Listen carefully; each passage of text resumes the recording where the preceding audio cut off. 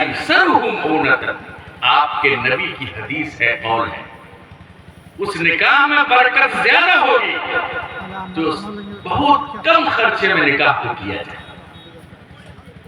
دوسری طرف صحابی نے مہر متعین کیا کتنا؟ ایک کھجور کی گٹھلی کے برابر سونا۔ اور یہاں تو ڈاکٹر صاحب کی لڑکی کی اگر شادی ہو جائے، انجینئر صاحب کی لڑکی کی شادی ہو جائے، پردھان اور مکھیا صاحب کی شادی ہو جائے لڑکی کی، تو کم از کم 100 اشرفیاں وہ متن کرنا چاہتا ہے۔ اور جو بیچارہ نکاح کرتا ہے نا، اس کے بھی خیال میں نہیں ہوتا کہ ہم ادا کریں گے، آ رہا ہے جا رہا ہے بس کرو، ایک گٹھلی کے برابر۔ بنگال کے اندر میں بہت زمانہ تک رہا، ابھی 5,000 10,000 روپے مہر متعین ہوتا ہے۔ اعظم النکاح برکتاً ایسرہ مونۃ، جتنا کم خرچ ہوگا اس میں اتنی ہی زیادہ برکت ہو جائے گی۔ صحابی نے یہ نہیں سوچا کہ نبی کو بلا کر کے نکاح کرائیں گے تو بہت برکت ہو جائے گی۔ میں یہ ایک مثال دے رہا ہوں کہ نبی کی سیرت کو اپنانے کے لیے جتنے پہلو ہیں تمام پہلو کو اپنانا پڑے گا، اور تمام پہلو کے اندر اور زندگی کے تمام حالات کے اندر حضور کی سیرت کو جب تک ہم اپنائیں گے نہیں، کامیاب نہیں ہو سکتے۔ اور ایک بات کھل کر آپ لوگوں کو آج کہتا ہوں، جتنے لوگ ہیں کم از کم غور سے سن لیجیے، یہ جو ہمارے معاشرے اور سماج کے اندر یہ سلسلہ چل پڑا ہے عقد کرانے کا، پیغام آیا، رشتہ منظور ہوا، عقد ہو گیا، 1 سال 2 سال 3 سال تک رخصتی نہیں ہوتی ہے، یہ اسلام کا طریقہ نہیں ہے۔ اسلام نے جو نکاح کو رکھا ہے وہ مرد اور عورت کے جنسی تسکین کے لیے رکھا ہے۔ شادی ہونے کے بعد، نکاح ہونے کے بعد ان دونوں کو میل ملاپ کرنا چاہیے، اور جب وہ بات نہیں ہوتی ہے تو فتنہ اور فساد اتنا پھیل گیا ہے۔ ہمارے پاس تو فتوے اور استفتے آتے رہتے ہیں عزیز دوستو، 50% نکاح والے عقد والے لڑکیوں کی تو رخصت ہی نہیں ہو پا رہی ہے، اس سے پہلے طلاق ہو جاتی ہے۔ جیسے نکاح ہوا ایک بڑا سا موبائل اس کو دے دیا، اب 24 گھنٹہ وہ موبائل ہی لگایا ہوا ہے وہاں سے۔ تو تم ابھی کیا کر رہے ہو، تو اس وقت کیا کر رہے تھے، تم فون کیے تو کہاں چلے گئے تھے؟ اور اس نے تھوڑی ادھر ادھر بات کی، عورت نے، لڑکی نے، جاؤ ہم نے تم کو کرا۔ کیا ہو رہا ہے؟ یہ معاشرے کی تباہی اور بربادی، جس تباہی اور بربادی کی طرف یہ معاشرہ جا رہا ہے، اس کا علاج کیا ہوگا؟ نبی کے طریقے سے ہٹ گئے۔ اعظم النکاح برکتاً ایسرہ مونۃ، نکاح میں برکت جب ہوگی جبکہ ہلکا پھلکا طریقہ نبی کا طریقہ اپنایا جائے۔ ہم تو وہاں سے ہٹ گئے ہیں، 50% نہیں تو 40% رخصتیاں نہیں ہو پا رہی ہے۔ لڑکا سعودی میں ہے، نکاح کر رہا ہے، ارے اس نکاح سے ہوگا کیا؟ ہو رہا ہے وہاں رہ کر کے نکاح کیوں کر رہا ہے؟ صرف بندھن میں اس کو باندھ رہا ہے لڑکی کو۔ اور اب تو حال یہ، میرے دلی میں رہ کر کے بھی اس کو نکاح کرنے کی فرصت نہیں ہے۔ بہت سے لوگ میرے پاس مسائل پوچھنے آتے ہیں کہ فلاں جگہ لڑکا ہے، نکاح کیسے پڑھایا جائے گا؟ کہ کہاں ہے بھائی؟ تو جودھپور راجستھان میں ہے۔ میں نے کہا اللہ کے بندے، اگر اس لڑکے کو نکاح کرنے کی فرصت نہیں ہے اور یہاں سے وہ گھر نہیں آ سکتا، 24 گھنٹے کا راستہ ہے، تو اس نکاح کو کرا کیوں رہے ہو تم؟ اور اس کا نتیجہ کیا ہوگا؟ اس کے نتیجے اچھے نہیں ہو رہے، اس کا نتیجہ خراب ہو رہا ہے۔ ایک مرتبہ ایسی پروگرام ہو رہا تھا ادھر، امارت شریعہ کے بہت سے علماء آئے ہوئے تھے۔ یہ بات جب میں نے بیان کی ایسی تقریر میں اور علماء نے سنا تو دنگ رہ گئے۔ آپ کے معاشرے میں ایسا چلتا ہے کہ نکاح کرا کے 2 سال 3 سال تک رخصتی نہیں کرتے؟ یہ رواج بہت غلط ہے بھائی مفتی صاحب، آپ لوگ کوشش کیجئے اس رواج کو ختم کرنے کا۔ اس لیے اس رواج کو ختم کرنے کی کوشش کی، ورنہ معاشرہ تباہ ہو کر رہ جائے گا اور بھی تباہی کے دہانے میں مسلمان پہنچ جائیں گے۔ میں یہ عرض کر رہا تھا، قرآن نے فرمایا تمہارے نبی کی زندگی میں، تمہاری نبی کی صورت میں بہترین نمونہ ہے، آئیڈیل ہے، تم اس کو اپنا کر ہی کامیاب ہو سکتے ہو، اس سے ہٹ کر اگر چلو گے کامیاب نہیں ہو سکتے۔ میں نے تو یہ چھوٹی سی مثال ایک صرف نکاح کے لیے، آپ تجارت کرتے ہیں، تجارت میں نبی کریم علیہ السلام کے کیا کیا ہدایت ہیں دیکھیے۔ آپ کھیتی کرتے ہیں، کھیتی سے جو غلہ پیدا ہوتا ہے وہی ہمارے پیٹ میں، آپ کے پیٹ میں جاتا ہے، اسی سے خون بنتا ہے، اسی سے گوشت بنتا ہے، اور ہم عبادت کرتے ہیں، طاقت اور قوت جسم میں حاصل ہوتی ہے، لیکن جو غلہ ہم حاصل کر رہے ہیں اگر ناجائز طریقہ ہو گیا عزیز دوستو، وہ تو پورا فساد اور بگاڑ پیدا ہو جائے گا، پورا فساد اور بگاڑ پیدا ہو جائے گا۔ مثلا سود بھرنا والی مثال ہے، کوتو والی مثال ہے، تمام فقہ کی کتابوں میں اس کو ناجائز لکھا ہے۔ کتنا اس سے رواج جو ہے بالکل عام ہے ہمارے زمانے میں۔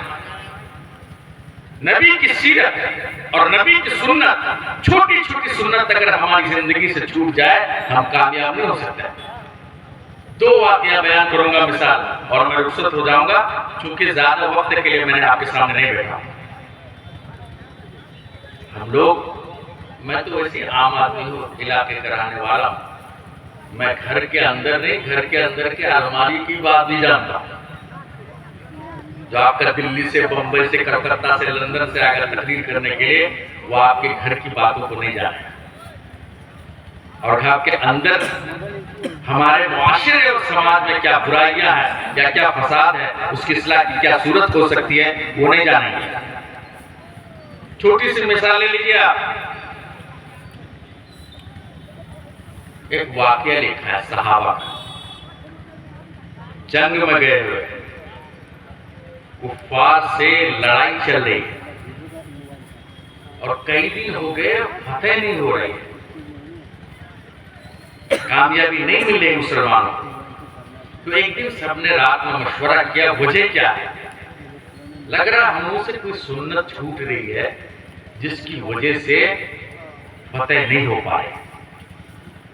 حضور زندہ نہیں ہے، رسول اللہ صلی اللہ علیہ وسلم انتقال کر چکے ہیں، دنیا سے جا چکے ہیں، صحابہ اسلام کی خاطر، اعلاء کلمت اللہ کی خاطر، نبی کریم علیہ السلام کے لائے دین کو پھیلانے کی خاطر چپے چپے اور گوشے گوشے میں دنیا کے اندر پھیل گئے ہیں، اور ہر ملک اور ہر علاقے اور خطے میں جا کر کے وہ دین کو پھیلانے کی کوشش کر رہے ہیں، دین کے پھیلانے کے لیے ہی جہاد میں بھی لگے ہوئے ہیں، فتح نہیں ہو رہی، کئی دن ہو گئے۔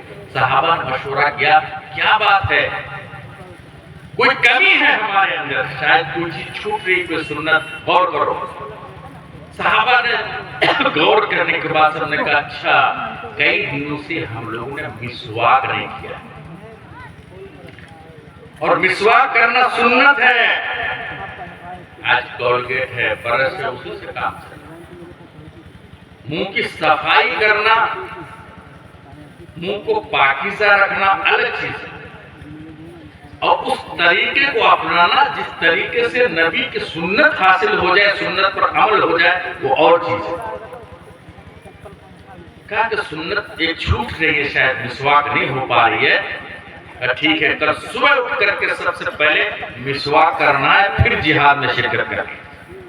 قریب میں ایک درخت تھا ہرا بھرا، سب نے اس کی شاخیں توڑنا شروع کیا، اور توڑ کر کے سب ایک دم دانتوں میں مسواک کر رہے ہیں۔ اس زمانے کے اندر جنگ کا جو طریقہ تھا، یہ طریقہ نہیں تھا ہوائی جہاز سے پٹ سے گرائے سب مر گئے، جواں مردی کی جنگ ہوا کرتی تھی، لڑائی جیسے بچپن میں ہم لوگ کشتی لڑتے تھے بچے سب، ایسے کشتی کی طرح جنگ ہوتی تھی، ایک کی فوج یہاں تیار ہے، دوسرے کی فوج سامنے تیار ہے، آمنے سامنے کی جنگ۔ کافروں کی فوج سامنے ہی تھی، غیر مسلم، دیکھا ان لوگوں نے کہا رے آج تو یہ مسلمان دانت مان رہے ہیں ایک دم، لگ رہا ہے کہ آج کچا چبا کے کھا جائے گا ہم سب کو. دانت کی صفائی چل رہی ہے آج. اللہ نے روک ڈالا دل میں اور وہ میدان کو چھوڑ کے بھاگ گئے. آپ اور ہم سوچیں گے کیا بہت بڑی بات ہے, مسواک نہیں کرتے تو کیا ہوا, دانت کی صفائی تو کرتے ہیں, ڈاکٹر نے صفائی ہی کرنے کے لیے کہا. صفائی بلا شبہ ہو گئی, نبی کی جو سنت ہے وہ سنت حاصل ہے. حدیث ہے نبی کریم علیہ السلام نے ارشاد فرمایا کہ جبریل علیہ السلام نے مجھے مسواک کرنے کی اتنی تاکید کی, مجھے لگ رہا تھا کہ مسواک کر کے یہ مسوڑے چھیل جائیں گے. اتنی تاکید حضور نے کی. یہ بات بھی میں کہا کرتا ہوں, 90% کیا 95% گھروں میں 3 وقت کا جو کھانا اور ناشتہ کھاتے ہیں دسترخوان کے بچھایا جاتا ہے. چھوٹی چھوٹی باتیں ہیں, پر بغیر دسترخوان کے کھانا کھانا سنت کے خلاف. کیا ہم جو پانی پیتے ہیں گلاس میں لے کر پیتے ہیں, لوٹا کو پکڑا بدنا کو ایسے پی لیا, سنت کے خلاف. اگر گلاس میں بھی لیا, کیا اس بات کی رعایت کرتے ہیں کہ 3 سانس میں پینا چاہیے؟ ایک بار پیا پھر الگ کیا, پھر پیا پھر الگ کیا, پھر پیا پھر الگ کیا, یہ ہے 3 سانس. صرف کھانے کے اندر کتنی سنت ہے. پلیٹ کو صاف کر کے بالکل انگلیوں سے چاٹ لینا سنت ہے صاحب. نبی کا فرمان ہے. فرمایا نبی کریم علیہ السلام نے انگلی سے بہترین سے چاٹ کر کے پلیٹ کو صاف کر لیا کرو. اس میں 2 فائدے ہوں گے. ایک فائدہ یہ ہے, نہ جانے اللہ نے کھانے کے کس جز میں اور ٹکڑے میں برکت رکھا. ہو سکتا ہے جس ٹکڑے کو تم چھوڑ رہے ہو اسی میں برکت ہے. اور دوسری حدیث میں حضور نے فرمایا جب کسی پیالے میں یا پلیٹ میں کھانا کھایا کرو اس کو بہترین سے صاف کر کے چاٹ لیا کرو. اگر تم ایسا نہیں کرو گے تو شیطان آ کر اس کو چاٹتا ہے, اور جو شیطان اس کو چاٹتا ہے اس پلیٹ کو تکلیف ہوتی ہے, اس کو تکلیف ہوتی ہے. یہ میں اپنی طرف سے نہیں کہہ رہا ہوں, غور سے سن لیے, حدیث ہے. اور جب اس کو تکلیف ہوتی ہے تو وہ کھانا کھانے والے کو بد دعا کرتا ہے کہ تو نے مجھے چاٹ کر نہیں کھایا, شیطان کے لیے حصہ چھوڑ دیا, اللہ تیرا ناش کرے. یہ نبی کی تعلیمات ہے صاحب. حضور کی سنت اور حضور کی سیرت ہماری زندگی میں آئے گی تبھی تو کچھ ہوگا. فرمایا نبی کریم علیہ السلام نے خالی کھانے کے اوپر 50 حدیث ہے صاحب. فرمایا کوئی لقمہ نیچے گر جائے اس کو اٹھا کے کھا لیا کرو, سنت ہے. آج فیشن ہو گیا, گھر میں گوشت کھائیں گے تو ہڈی سے نوچ نوچ کر کے تھوڑا بھی نہیں چھوڑیں گے, اور شادی میں جائیں گے تو اتنا سا لے لیں گے, 2 کھائیں گے 3 پھینک دیں گے. کہ نعمت کی ناقدری ہے, اس کا بھی اللہ کے یہاں حساب ہے. وہاں یہ چیز اس لیے چل رہی ہے کہ وہ مفت کا سامان, لیکن مفت کا یا فری کا یا قیمت کا شریعت کی نظر میں, حضور کی نظر میں, قرآن اور حدیث کی ہدایات کے مطابق ایسا کوئی امتیاز اور فرق نہیں ہے. نبی کریم نے فرمایا کوئی دانہ نیچے گر جائے اس کو اٹھا کر صاف کر کے کھا لیا کرو. کتنے لوگ ہیں جو کھاتے ہیں. ابھی میں بھگال کے جلسے سے اتفاق سے کوئی بات آئی چائے پینے میں, وہی بات میں نے وہاں بیان کر دی, اپنے استاد کا واقعہ. میں جب پڑھتا تھا تو ایک دن چائے پی میں نے, اور میرے استاد کے سامنے پی. اپنی بات بتا رہا ہوں. اور اس کے نیچے کچھ پتی اور گرد قسم کی چیز تھی, پتی گرد, وہ تھوڑی سی میں نے چھوڑ دی. اونچے درجے کے استاد تھے میرے, بٹ سے وہ گلاس اٹھا کر کے اس کو پینے لگے. تو میں نے لے لیا, حضرت ایسا کیوں کرے, میں پی لیتا ہوں. میں نے اس کو لے کر کے وہ گرد پیا, اور حضرت نے فرمایا بیٹے انگریز مت بنا کرو, بیٹے انگریز مت بنا کرو، جب چائے پیا کرو اس میں جتنا جو کچھ ہو سب پی لیا کرو۔ اس وقت میں ابتدائی کلاسوں میں پڑھتا تھا، جب میں بڑی کلاسوں میں گیا اس حدیث کو میں نے پڑھا کہ کچھ بچا ہوا ہو کھانے کا کوئی حصہ ٹکڑا تو اس کو کھا لیا کرو، ہو سکتا ہے کہ برکت اسی میں ہو۔ چائے کے جس 2-3 قطرے 4 قطرے کو ہم چھوڑ رہے ہیں کپ میں، ہو سکتا ہے برکت اسی میں ہو سکتا ہے برکت اسی میں رہ گئی ہو۔ ہم نے سب کھا لیا، اللہ کی برکت کو ہی نہیں کھایا، اللہ کی برکت کو ہی اندر میں نہیں ڈالا۔ دیکھیے فیشن بن چکا ہے، چائے پیئیں گے تو اتنا چھوڑ دیں گے، کھانا کھائیں گے تو اتنا چھوڑ دیں گے، ایسا کریں گے تو اتنا چھوڑ دیں گے۔ لَقَدْ كَانَ لَكُمْ فِي رَسُولِ اللَّهِ أُسْوَةٌ حَسَنَةٌ، نبی کی سیرت میں، رسول کے طرز حیات میں ہی ہمارے لیے آئیڈیل اور نمونہ ہے۔ اس سے ہٹ کر کے ہم کامیاب نہیں ہو سکتے عزیز دوستو، بالکل کامیاب نہیں ہو سکتے۔ میں اکثر لوگوں کو اب دیکھتا ہوں، اپ ٹو ڈیٹ قسم کے جو لوگ ہوتے ہیں، چائے کی کپ بائیں ہاتھ میں لے کر کے پیتے، داہنے ہاتھ سے نہیں پیتے۔ سن لیجیے حدیث عبرت کی، حضور علیہ السلام کے پاس کھانا لگا ہوا تھا، ایک آدمی آیا اور بائیں ہاتھ سے کھانے لگا۔ حضور علیہ السلام نے فرمایا کل بیمین، داہنے ہاتھ سے کھاؤ۔ اس آدمی نے کیا کہا؟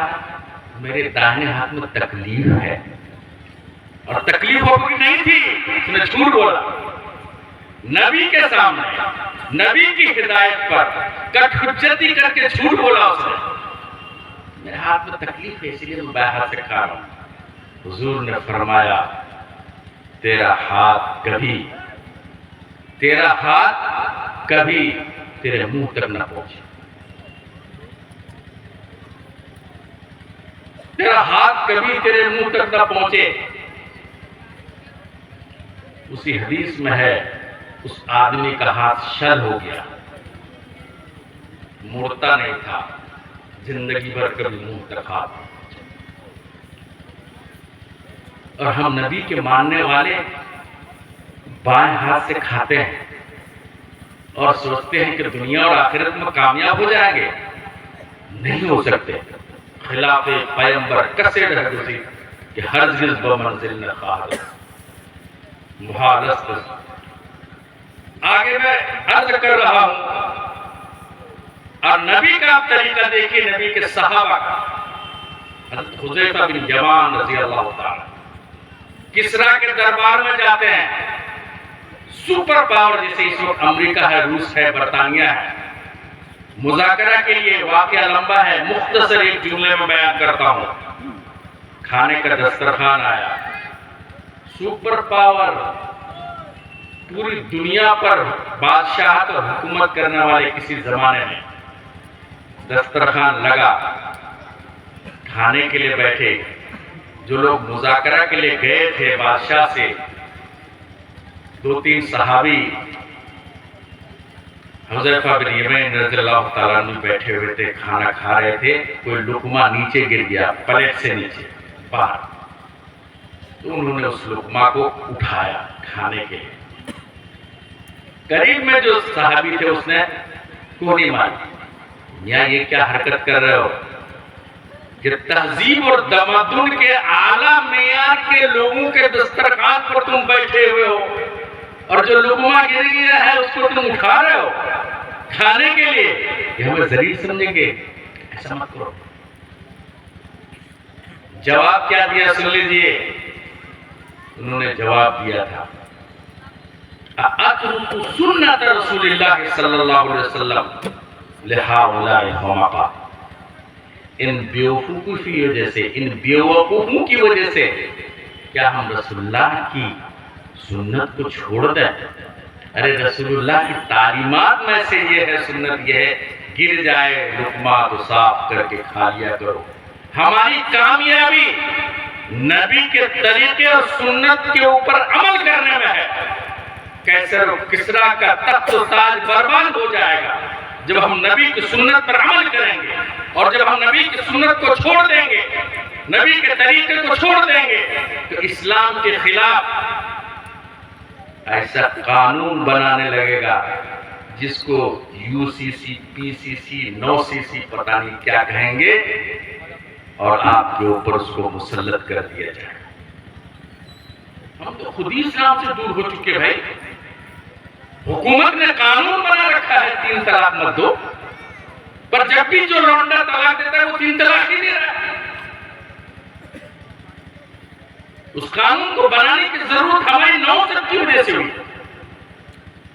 حدیث میں نبی کریم علیہ السلام کی تعلیم کہیں بھی نہیں ہے کہ تم 3 طلاق دو گی، بالکل بھی نہیں۔ قرآن کہتا ہے نبھاؤ، بالکل ممکن نہ ہو، بالکل ممکن نہ ہو، ہر درجے کو پہنچ جائے 1 طلاق دے دو اور 3 مہینے کو اسی حال میں چھوڑ دو۔ 3 مہینے تک ہو سکتا ہے اس کا دماغ بھی ٹھکانے لگ جائے اور تمہارا دماغ بھی ٹھکانے لگ جائے، تو 3 مہینے کے اندر تم کو موقع ملے گا اس کو لوٹانے کا، اپنے پاس رکھنے کا۔ میں نے آج تک نہیں دیکھا جس نے بیوی کو 3 طلاق دے دیا ہو اور وہ پچھتایا نہ ہو۔ وہ مردود آ کر کے ادھر ادھر کے فتاوے لینے کی کوشش کرتا ہے، کسی طرح جائز ہے، کسی طرح جائز ہو، یہ ہو جائے وہ ہو جائے۔ کیوں؟ قرآن کی جو ہدایات ہے، قرآن کی جو تعلیمات ہے، ہم اس پر عمل کیوں نہیں کر رہے؟ زندگی سے وہ چیزیں کیوں ہٹ گئی؟ الغرض عزیز دوستو، میں یہ عرض کر رہا تھا، حضور کی سیرت اور حضور کا جو طریقہ ہے زندگی کے ہر گوشے کو محیط ہے۔ بچہ پیدا ہوا، کان میں اذان دے دو، وہیں سے کام اسٹارٹ۔ پیدا ہوتے ہی اور مر گیا، قبر میں آخری جو لٹا رہے ہو، اس وقت کی دعا بھی حضور نے بیان فرما دیا۔ کسی بھی زندگی کی گزارنے کے حصے کو حضور نے اندھیرے میں نہیں رکھا، ساری چیزیں بیان کر دی۔ ان تمام تعلیمات پر ہم اور آپ عمل کریں گے، جب جا کر کے صحیح پکے اور سچے مسلمان بنیں گے، اور اللہ کی نصرت ایسی آئے گی جیسے صحابہ کے لیے آئی تھی، تابعین کے لیے آئی تھی، مجاہدین کے لیے آئی تھی۔ اور اگر ہم طریقے سے ہٹ گئے، اور بلا شبہ اس کو ہٹے ہوئے، مسجد بنانے کے لیے 50,000 روپیہ دے دے گا چندہ، 10,000 اینٹ دے دے گا، پر وہی مسجد جب بن کر تیار ہو گئی، وہ نماز پڑھنا نہیں چاہتا، اس کو پیسے سے جنت خریدنا چاہتا ہے، عبادت کر کے جنت لینے کی کوشش نہیں کر رہا۔ اگر پیسے ہی سے جنت خرید لی جاتی تو قرآن کریم کے اندر 82 جگہ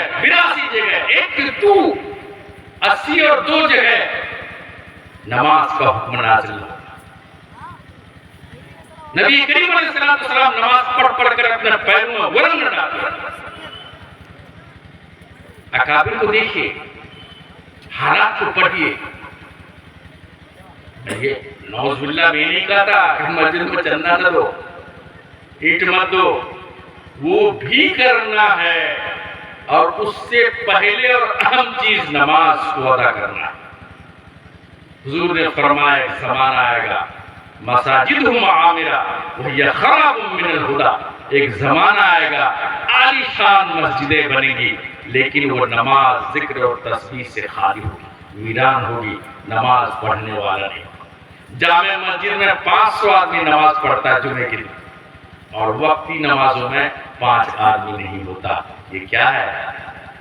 صرف جمعہ ہی کو اللہ نے فرض نہیں کیا، صرف عیدین کو اللہ نے فرض نہیں کیا، 5 وقت کی نماز وہ چیز ہے جو امیر غریب کسی کو معاف نہیں، اس میں کوئی تمیز نہیں۔ تو عزیز دوستو، زندگی کے جتنے پہلو ہیں اور شریعت کے جتنے اعمال ہیں، جب ہم تمام چیزوں پر عمل کریں گے، پکے سچے مسلمان بنیں گے، تب ہمارے اندر دین آئے گا، دینداری آئے گی، اور پھر اللہ تعالیٰ کی نصرت اور مدد آئے گی۔ اللہ تعالیٰ عمل کرنے کی توفیق عطا فرمائے۔ انہی چند باتوں کے ساتھ میں رخصت ہوتا ہوں۔ ہمارے حاجی خلیل صاحب محترم اور تشریف فرما ہے، انشاءاللہ وہ ادارے کی طرف ضرور خیال کریں گے۔ یہ پرانا ادارہ ہے، جناب حاجی